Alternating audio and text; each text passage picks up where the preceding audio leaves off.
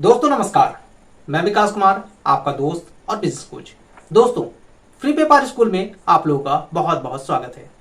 दोस्तों, फ्री व्यापार स्कूल में मैंने आप लोगों को जियो पेट्रोल पंप से रिलेटेड कई सारे वीडियोस दिए हैं। उन वीडियोस के माध्यम से आप लोगों ने एप्लीकेशंस भी किए हैं, बट आप लोगों के कुछ क्वेरीज आ रहे हैं। उन सारे क्वेरीज को हम वन बाय वन करके इसमें समझेंगे कि किस तरह से आपको एप्लीकेशन करना है, कौन कौन से डॉक्यूमेंट्स अटैच करने हैं और उन डॉक्यूमेंट्स को कैसे प्रिपरेशन करना है जिससे कि आपका सिलेक्शन 100% हो जाए, डॉक्यूमेंट की वजह से आपका रिजेक्शन ना हो। तो चलिए दोस्तों, वीडियो को शुरू करूं।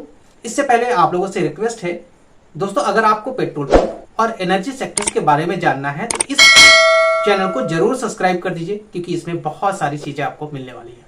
दोस्तों, आप लोगों के बहुत लोगों के मेरे पास कॉल्स आ रहे हैं, मैसेज आ रहे हैं कि सर मैंने ऑनलाइन एप्लीकेशन कर दिया है, उनका रजिस्ट्रेशन फीस पे कर दिया है, पार्ट 1 हमने कंप्लीट कर लिया है, अब जो पार्ट 2 है उसको कंप्लीट करने में कई सारे प्रॉब्लम्स आ रहे हैं, उसको कैसे रेक्टिफाई किया जाए और इसमें जो लगने वाले डॉक्यूमेंट्स हैं कैसे उसको बनाया जाए।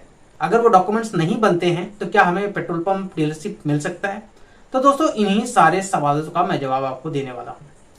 दोस्तों, इसमें जो सबसे पहले क्वेश्चन आ रहा है लोगों का वो है नेटवर्थ सर्टिफिकेट, कि नेटवर्थ सर्टिफिकेट कितने का होना चाहिए। दोस्तों, नेटवर्थ सर्टिफिकेट आपके व्यक्तिगत प्रॉपर्टी को बताता है कि आपके पास टोटल कितना प्रॉपर्टी है। नेटवर्थ कितने का होना चाहिए इसके बारे में हम समझते हैं। नेटवर्थ सर्टिफिकेट की जरूरत क्यों पड़ रही है इस चीज को भी समझते हैं। नेटवर्थ सर्टिफिकेट में वैल्यू कितनी होनी चाहिए, कितने अमाउंट का नेटवर्थ सर्टिफिकेट बनाना चाहिए जिससे कि आपका अप्रूवल इजीली हो जाए। इस अमाउंट को जानने के लिए दोस्तों सबसे पहले जरूरत है आपको जियो पेट्रोल पंप के सेटअप होने के लिए इन्वेस्टमेंट कितना लगता है। दोस्तों, जैसा कि हमने लास्ट के कई वीडियोस में बताया है कि उसमें जो इन्वेस्टमेंट होता है वो 80 लाख रुपए से लेके 2 करोड़ 80 लाख रुपए तक का इन्वेस्टमेंट होता है। तो आप ये सोच सकते हैं दोस्तों, जहां पे 2 करोड़ 80 लाख रुपए का इन्वेस्टमेंट है वहां पे आपका टोटल नेटवर्थ कितना होना चाहिए। एक सिंपल सा है कि आपके पास जितनी प्रॉपर्टी है, जितना आपके पास बैंक बैलेंस है, सारे पैसों को आप जो है बिजनेस में तो नहीं लगा देंगे। तो इसके अकॉर्डिंग देखा जाए तो नेटवर्थ सर्टिफिकेट जो होना चाहिए कम से कम 3 करोड़ से लेके 10 करोड़ के बीच में नेटवर्थ सर्टिफिकेट होना चाहिए आपका। अब नेटवर्थ सर्टिफिकेट जो बनाएगा वो बनाएगा रजिस्टर्ड सीए, जिनका यूनिक आइडेंटिफिकेशन नंबर होना चाहिए, यूडीन नंबर होना चाहिए। उनका एक फॉर्मेट दिया हुआ है, उसी फॉर्मेट पे उनका यूडीन लगेगा और उसी फॉर्मेट पे उनका नेटवर्थ सर्टिफिकेट बनेगा।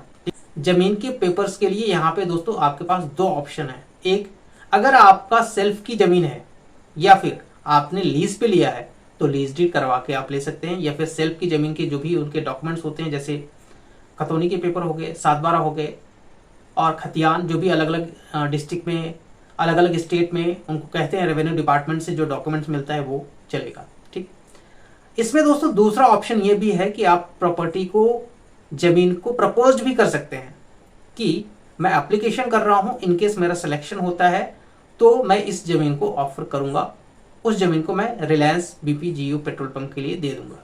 तो दोस्तों यहाँ पे 2 ऑप्शन है, एक आपकी खुद की हो या फिर लीज पे हो, दूसरा आपको प्रपोज करना है। उसके लिए दोस्तों आपको बनाना पड़ेगा एफिडेविट।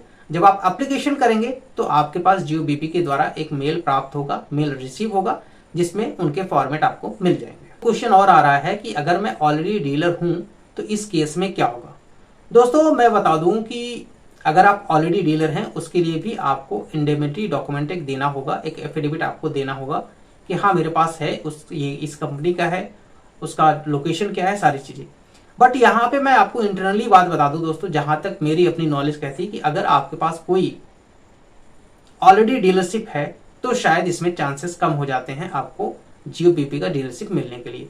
अब इसके लिए आप डायरेक्टली अपने फील्ड मैनेजर से कांटेक्ट कर सकते हैं, बट जहां तक मुझे पता है मैं आपको बता रहा हूं कि अगर आपके पास ऑलरेडी डीलरशिप है तो यहाँ पे थोड़ा सा इशू हो सकता है।